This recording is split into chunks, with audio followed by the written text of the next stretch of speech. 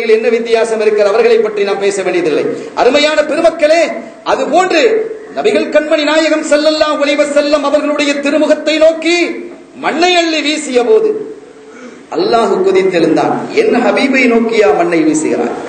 தப்பத் யதா அபீ லஹபின் வதப் என்று வசனத்தை இறக்கி அல்லாஹ் அபூ லஹபை சபிக்கிறான். இன்றும் அந்த வசனம் இருக்கிறது. நாம் சொல்ல வரும் செய்தி என்ன? அபூ லஹப் மரணித்ததற்கு பிறகு அவரை ஒருவர் கனவிலே காணுகிறார். உங்களது நிலை என்ன யா அபூ லஹப், உங்களுடைய நிலை என்ன என்று கேட்டபோது இதை எல்லாரும் அங்கீகரிச்சிருக்கிறோம். நாமும் அங்க சுன்னத் ஜமாத் அங்கீகரிச்சிருக்குது, அதுக்கு மாத்தமான குரூப்புகளை அங்கீகரித்த செய்தி தான். ஆனால் இதை இப்படி இந்த பாதையிலே நீங்கள் சிந்தித்து பாருங்கள். நியாயமான செய்தியா இல்லையா, இது மீலாது விழாவிற்கு துணை நிற்கிறதா இல்லையா என்பதை ஒரு வழியிலே நீங்கள் சிந்தித்து பாருங்கள். நான் சொல்லும் வழியில் அந்த வழி நியாயமானதா இல்லையா என்பதை பாருங்கள். அருமையான பெருமக்களே, அபூ லஹபிடம் கேட்கப்பட்டது, உன்னுடைய நிலை என்ன? என்னுடைய நிலை ஆகுசு, கெடுதலான நிலையில் நான் இருக்கிறேன். ரொம்ப கஷ்டத்திலும் துன்பத்திலும் வேதனையிலும் நான் ஆழ்ந்து போய் இருக்கிறேன் என்று சொன்ன அபூ லஹப் அன்னஹு யுகஃபஃப், ஒரு சமயத்தில் திங்கட்கிழமை மாத்திரம் வேதனை அவருக்கு லேசாக்கப்படுகிறது. திங்கட்கிழமை மாத்திரம் வேதனை லேசாக்கப்படுவதற்கு என்ன காரணம்? என்ன காரணம்?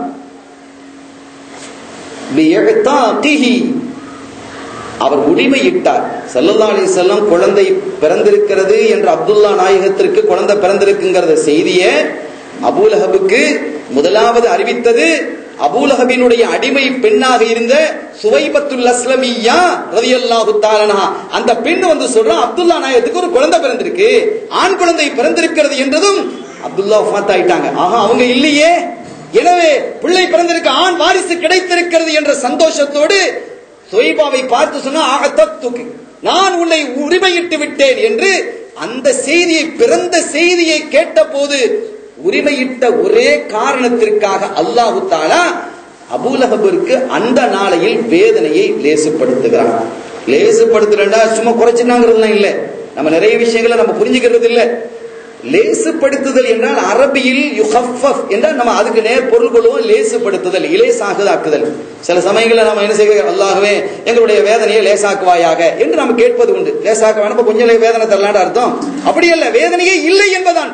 வேதனையை புரிந்து கொள்வதில் தவறு இழைத்து விடக் கூடாது.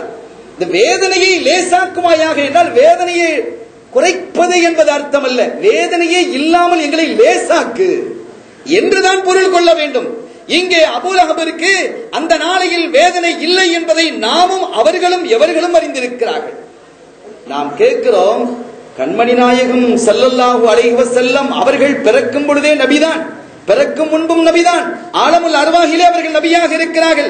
மதா குந்த நபியா, நாயகமே நீங்கள் எப்போது நபியாக ஆனீர்கள் என்று கேட்டபோது குந்து நபியன் வாதபு பைனல் மாயி வத்தீன், ஆதம் அலைஹிஸ்ஸலாம் அவர்கள் தண்ணீருக்கும் மண்ணுக்கும் இடையில் இருக்கும் பொழுதும் குந்து நபியன், நான் நபியாக இருந்தேன். லா ஆதம, ஆதமும் இல்லை, வலல் ஜன்னத வலன் நார், சொர்க்கம் நரகம் எதுவும் இல்லை, அப்போதே நான் நபியாக இருக்கிறேன் என்றும் நபிகள் ஸல்லல்லாஹு அலைஹி வஸல்லம் அவர்கள் சொன்னார்கள். குந்து பைன எதை ரப்பி நூரா, என்னுடைய ரப்புக்கு பின்னால் நான் ஒளியாக பிரகாசித்துக் கொண்டிருந்தேன். ஆதம் அலைஹிஸ்ஸலாம் அவர்கள் படைக்கப்படுவதற்கு 14,000 ஆண்டுகளுக்கு முன்பாக ஹதீதுகளில் செய்திகள் பதிவாகி இருக்கிறது. பிறக்கும் பொழுதே நபியாகத்தான் இருந்தார்கள், பிறக்கும் முன்பும் நபியாக இருந்தார்கள். அவர்களுடைய நூரை அல்லாஹ் உருவாக்கும் பொழுதே நபியாகத்தான் உருவாக்குதான். அது இருக்கட்டும். ஆனால் பிறந்திருப்பது நபி என்பது சுவைபாக்கு தெரியாது.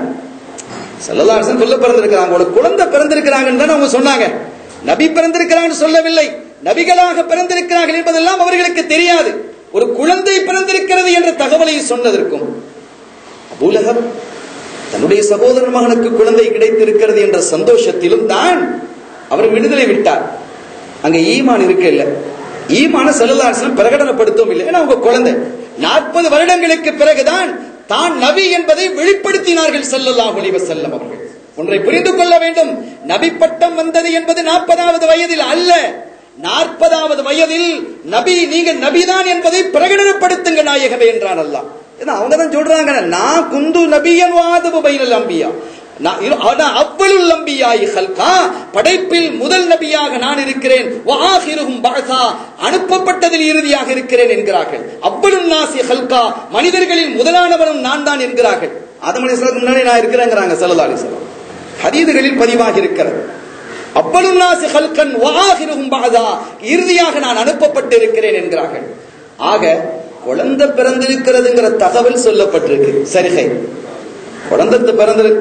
அந்த தகவலை கேட்ட அபூ லஹப் சந்தோஷத்திலே அந்த மீலாத் பிறந்த நாள், மீலாதை கொண்டாடும் முகமாக, பிறந்த நாள் அந்த பிள்ளையினுடைய பிறந்த நாளை கொண்டாடும் முகமாக தன்னுடைய அடிமையை உரிமையிடுகிறான். அடிமை உரிமையிடுவது என்பது ஒரு இபாதத், அதுல மாற்று கருத்து யாரிடத்திலும் இல்லை. நாம் கேட்பது இப்போது என்ன என்றால் ஒரு கேள்விதான், இபாதத்திற்கு ஈமான் அவசியமா இல்லையா?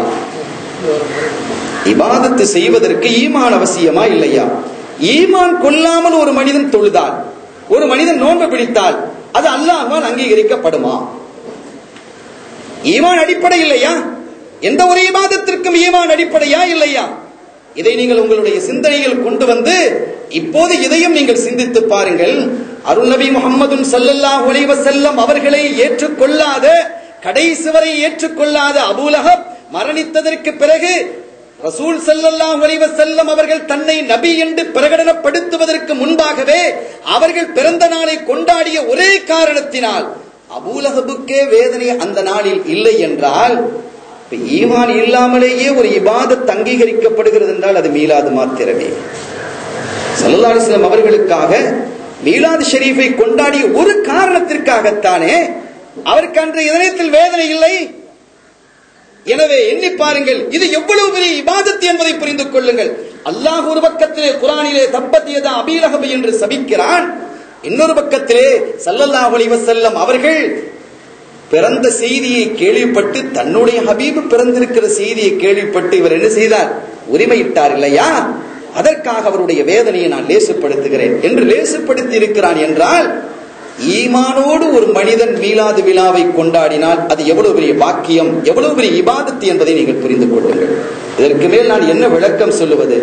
சங்கைக்குரிய பெருமக்களே, வானத்திலிருந்து தட்டு இறங்கியதற்கு விழா என்றால் அருள் நபி ஸல்லல்லாஹு அலைஹி வஸல்லம் அவர்கள் பிறந்த நாள் பெருநாள் இல்லையா? ஈத் முபாரக், சங்கைக்குரிய பிறந்த நாளாக இது அமைகிறது என்பதை நாம் புரிந்து கொள்வோமாக.